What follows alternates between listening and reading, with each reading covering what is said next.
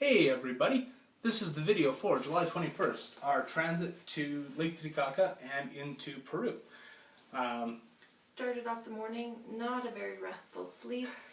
I am so sick of car alarms going off and honking. I can't wait to get back to Canada. Yeah, a quiet night will be nice. Or, hopefully at some point in the future we'll be outside of cities or off main streets. There was like yelling and not a restful night's sleep. We hopped on a tourist bus and headed to Copacabana.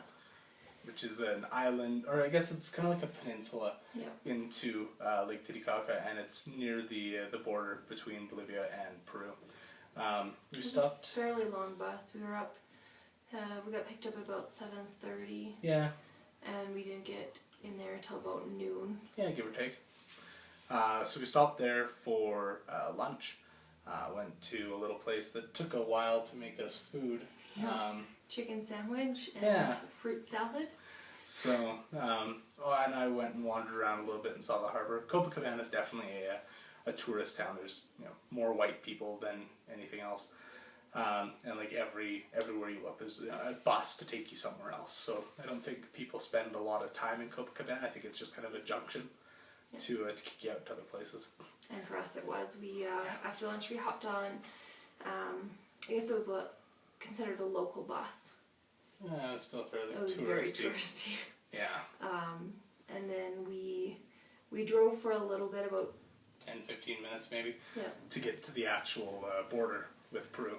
So we got to the border, we got stamped out of Bolivia, and we crossed over the border, and the minute you cross into Peru, it's a whole different vibe. There were people dancing, and they had nice signs and advertising. Like Peru definitely seems like it has more money.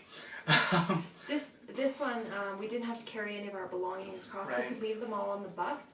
We just had to walk across with our passport and our Bolivian exit card. So we get across, and we go into the Peru office. And me being the guy that I am, I was kind of chatting and joking with some of the friends that I made on this tour. And so while everyone else got a 90-day visa into Peru, they gave me and Lee only 30 days. They were being really loud. They shushed you a few times. So I find this kind of funny. I only needed 21, so it works out okay. But the punishment for me being loud and obnoxious is 2 months taken off my visa into Peru. I didn't find it so funny at the time. Laura was not a fan. I think it's a testament to who I am.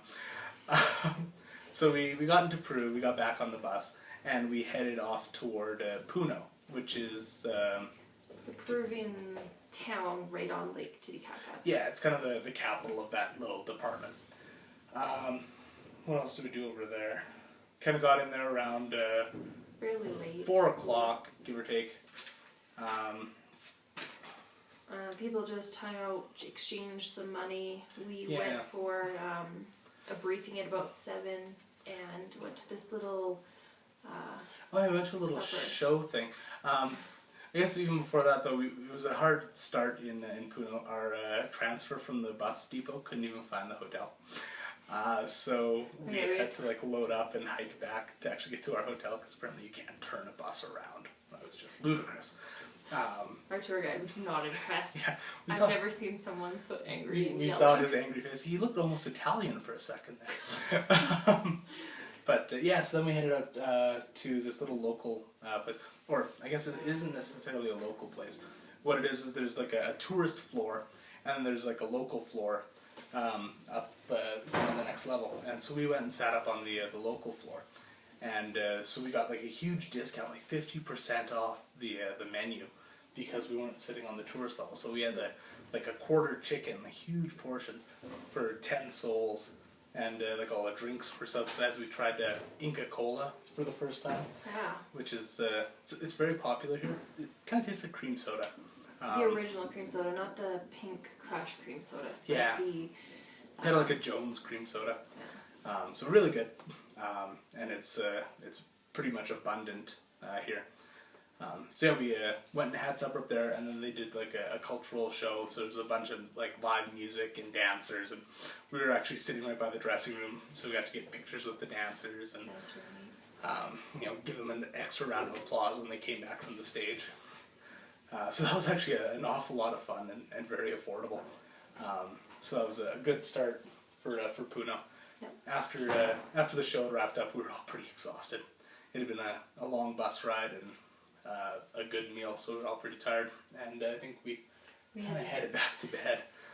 We were exhausted.